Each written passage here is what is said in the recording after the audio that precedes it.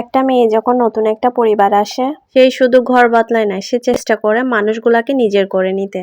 কিন্তু প্রশ্ন হলো, সেই চেষ্টা কি দুই দিক থেকে হয়, নাকি শুধু তাকে বারবার মানিয়ে নিতে বলা হয়? আসসালামু আলাইকুম, কেমন আছেন সবাই?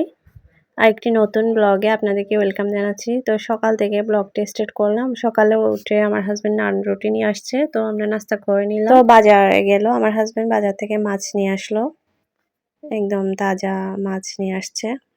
তো আমি দেখতেছি কি নিয়ে আসছে। এখানে নিয়ে আসছে রুই মাছ। আমি বলেছি নিয়ে আসতে, কারণ এর আগের বার রুই মাছ খেয়েছিলাম, মজা লাগছে। আর ডিম আলা নিয়ে আসতে বলছি। রুই মাছের ডিম খেতে আমার ভালো লাগে।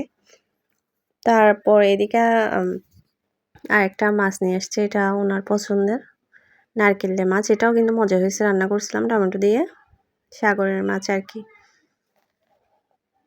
তো কেটে নিয়ে আসছে, সব পরিষ্কার করে নিব আর কি সকালে। এদিকে মুরগিও নিয়ে আসছে। তো সব কিছু আমি ধুয়ে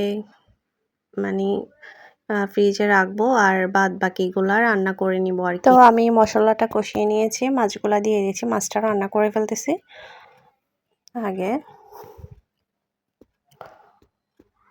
তো মাছটা কষিয়ে রান্না করলে মজা হয়, ফ্রাই করেও রান্না করা হয়। তো টমেটো কাঁচামরিচ দিয়ে আমার মাছটা নামিয়ে নিব। দেখতে পাচ্ছেন না, মাছটা হয়ে গেছে।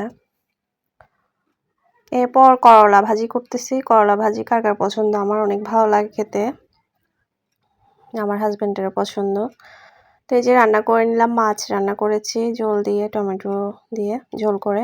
তিতা করলা ভাজি করেছি, এদিকে আবার ডাল রান্না করেছি, ভাজির সাথে আবার ডাল খাই। তারপরে হচ্ছে এদিকে গরুর মাংস ছিল, আগে আরও তরকারি ছিল আর কি। তো খাওয়া দাওয়ার পরে আমি সন্ধ্যায় একটু সবজি কেটে নিয়েছি, গাজর আলু কুচি করে নিয়েছি, তারপরে টমেটো পেঁয়াজ কাঁচামরিচ, একটু পাকোড়া বানাবো, ঝাল পোয়া বানাবো আর কি। তো ওই দিন কিন্তু বৃষ্টির দিন ছিল, আমি যেদিন বানাচ্ছি এই ব্লগটা, কিন্তু ওই দিন কিন্তু খুবই বৃষ্টি পড়ছিল, তখনই শ্যুট করছিলাম। তো পাকোড়া বানাচ্ছি গরম গরম। আমার বৃষ্টির দিনে কিন্তু পাকোড়া খেতে ভালোই লাগে, ঝাল নাস্তা খেতে। তো আমি চুলায় দিয়ে দিচ্ছি একে একে পাকোড়াগুলা। কে কে আমার মতো বৃষ্টির দিনে এসব ঝাল নাস্তা খেতে পছন্দ করেন অবশ্যই জানাবেন। তো আমার পাকোড়াগুলো হয়ে গেছে,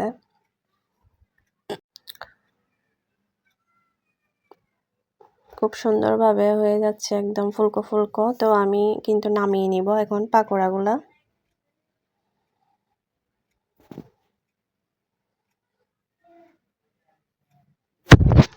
এটা কিন্তু গরম গরম খেতে ভালো লাগে, আপনি সসের সাথে পরিবেশন করবেন যখন বানাবেন। তো আমি নিচ্ছি 1 কাপ চা, কারণ আমার চায়ের সাথে পাকোড়া খেতে ভালো লাগে। বাসায় ওই দিন মেহমান আসছিল, ওদেরকেও দিয়েছি, ওরাও বলতেছে অনেক মজা হয়েছে পাকোড়া। সাথে চিকেন ফ্রাইও ছিল, আর অনেক কিছু দিয়েছিলাম, আর ওইসব ভিডিও করি নাই। তো আজকের মতো ব্লগটা এখানেই শেষ করছি। কেমন হয়েছে ব্লগটা অবশ্যই জানাবেন। সবাই ভালো থাকবেন, সুস্থ থাকবেন। আল্লাহ হাফেজ, আসসালামু আলাইকুম।